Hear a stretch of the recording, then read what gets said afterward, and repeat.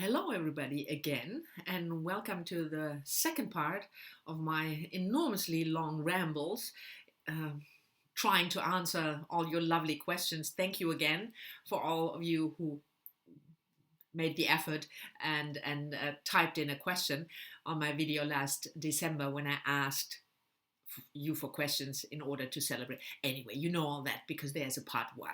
So this part two is writing questions and other personal stuff. And let's get right into it. As last time, I have the questions here on my phone, and I will read them to you and then try to answer them. Sophie from Verstand Book, which is a German booktube channel. If you're interested in German books, go check her out. She's fantastic. And she asked, how did I spend Christmas?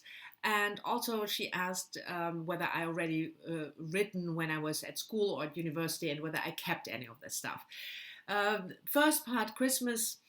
I have to say I'm not much of a Christmas person. I never was. So I like to spend Christmas really quietly with one or two friends, go to dinner, exchange presents and not make a huge deal out of it. And that's what I did this year. I was in Cologne this year, not in Amsterdam, and I spent Christmas Eve with friends and had a very quiet Boxing Day, so the first 25th, and on the 26th I recorded a video, and in the evening I went out for dinner. So nothing spectacular.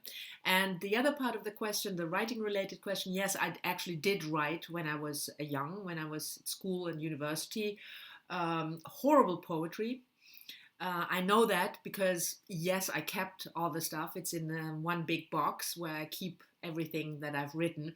I read, like I said, poetry and short stories all through university, and I stopped writing more or less when I started to work as a lawyer when I was in my late 20s. But I kept all the horrible stuff that I've written when I was young. I have to get rid of that at some point, I think. Nobody should see that. Anyway, Wilson asked, what sort of writing do you do? And which period of writing has influenced you? And this question of influence also comes back from Steve over at Steve Donahue. You all know Steve, and you're all subscribed, so I don't have to advertise him. I love his channel. And he asks, are there certain authors you recognize as a literary influence in your own writing? And if so, is there a difference for authors, different kinds of writing? So first, Wilson's question, what kind of writing do I do? I write literary fiction. I published one novel a couple of years ago about Thomas Mann, a fictional account of his life. You will find links to all the books that I've written down below.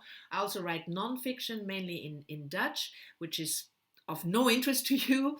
A lot of it is law related, sort of, popular books about law, not for a lawyers public, but for the general public, but they are all in Dutch. And I write crime fiction together with another author, Rodney Bolt, and we publish under the pen name of Britta Bolt, so my first name, his last name. And those are set in Amsterdam, and it's a series of 3 books so far, and we have a little break now, and we might continue later. But that's the kind of stuff I write, and I'm currently working on a second novel, a literary fiction novel. If you're interested, I have a website, link is down below. Also, you find everything I write, because I also write reviews, book reviews and book columns, and you find links to all that on my website if you're interested. And then the question of influence. I don't think, Wilson, there's a certain period that influenced me specifically. I know when I was young, I was very, very much into the German Sturm und Drang. That's, the period of Goethe and Schiller and, Werther's Leiden, Werther's sufferings. That sort of literature spoke to me because I was very young and, it was romantic.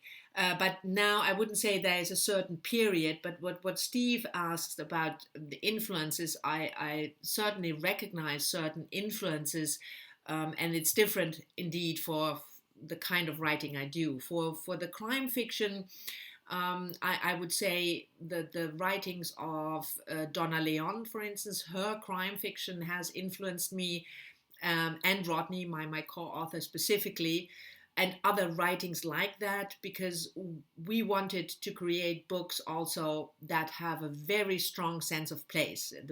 Our books are set in Amsterdam, and I very much like the way Donna Leon has Venice as almost a central character. And you learn a lot about how the city works and how the city looks like, what people do, what they eat, all kinds of things like that. And that is something that we wanted to do too.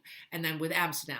So uh, that writing, that sort of crime fiction certainly influenced the crime fiction that Rodney and I wrote. For my own literary fiction, I would say it's more difficult. I recognize that certain books that I really loved, A.S. Byatt comes to mind, one of my favorite books of her, the children's book. She has this elaborate description ability. And what I learned from her is that I don't have that and that I shouldn't try. And when I was very young and started writing, like my answer to Sophie's question, when I started out, I copied styles. My poetry was a copy of other people's famous poetry in style and language and rhythm. And the same with my early writings. I tried to write like, I don't know, François Sagan or Jane Austen. And of course I failed because you can't do it, but it's a good exercise because then you slowly develop your own taste and your own style in writing.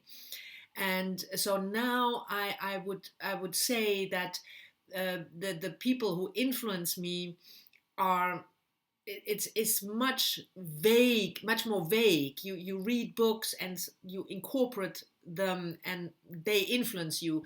But as for specific influences, I think that is much more clear and dominant in the crime fiction writing. On to the next question. This is going to be a long video. K.A. and also James Holder asked question about my research. How do you do research for your books, both the crime fiction and the non-fiction? How much research goes into your writing and how do you do it?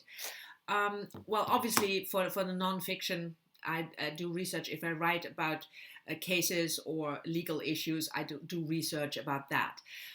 For the crime fiction and my literary fiction, there's always a lot of research involved, and that can range, from tiny little things. In the crime fiction, for instance, in the first book of the crime series, there was a body dropped into the Amsterdam Canal, and then traveled through the water, and I had to find out how the water is cleaned and how it travels. So I got in touch with the city, the water department of the city, and I spent an afternoon there talking to people about that. But also for my Thomas Mann book, that is historical fiction in a sense. So I did a lot of research about the time, about the laws that changed, about the life. I read letters, I read biographies about my subject, Thomas Mann. I read his diaries. And now for the new novel, which is about,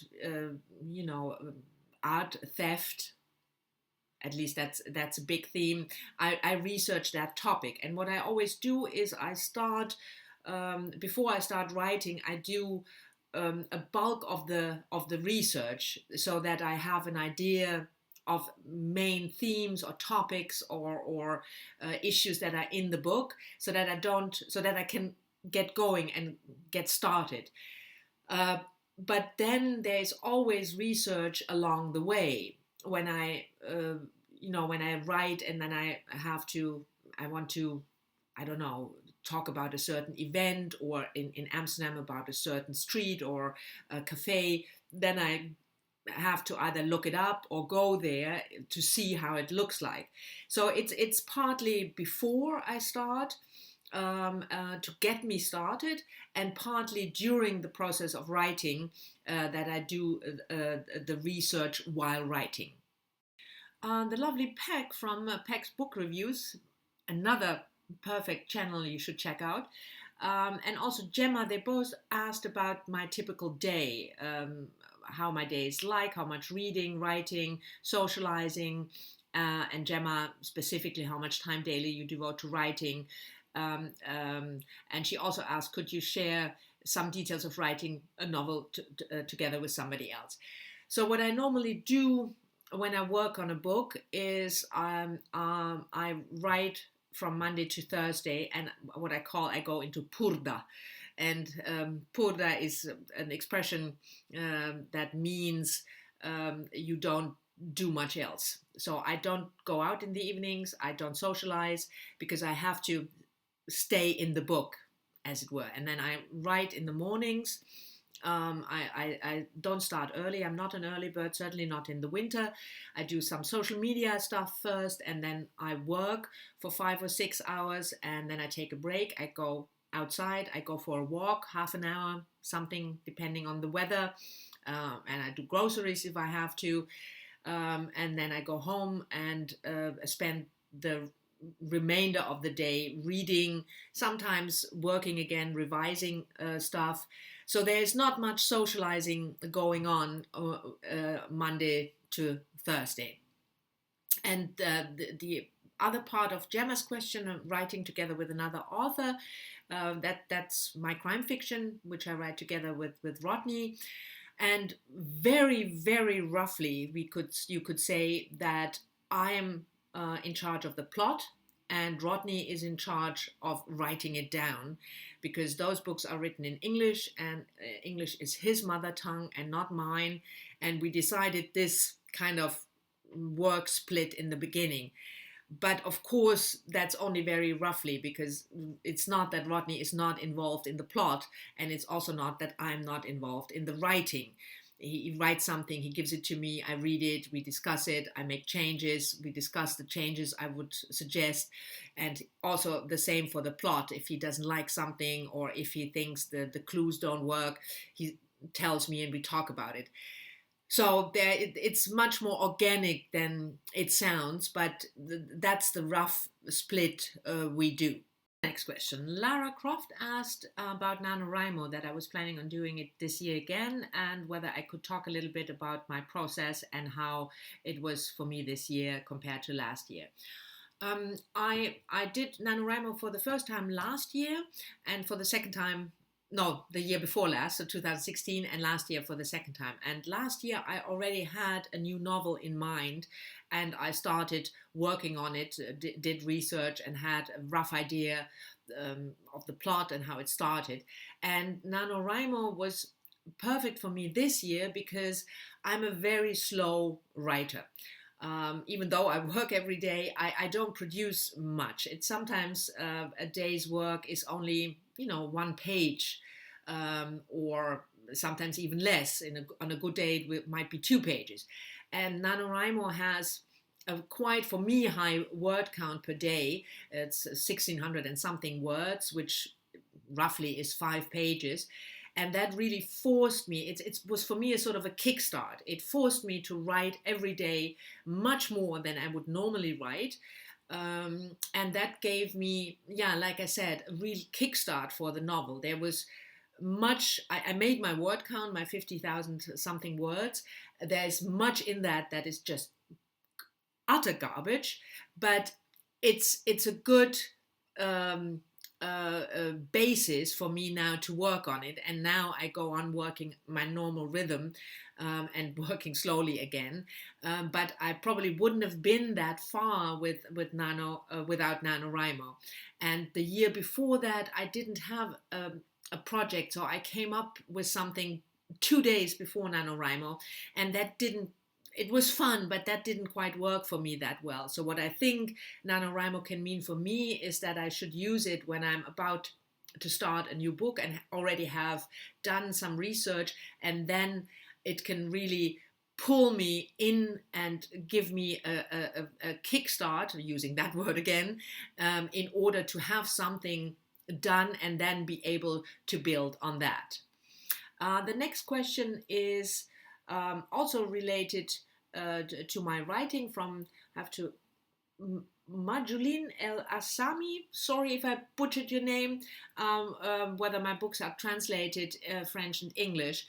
The crime fiction is available in English, German, and Dutch, and my novel is available also in French and in some other languages. Links are down below. He asked also a question about classics, which is a reading question I didn't see, and I'll refer you to my first video and the German books I mentioned there. Then there are other questions also from Majulin and from another fantastic German channel, Literaturlärm.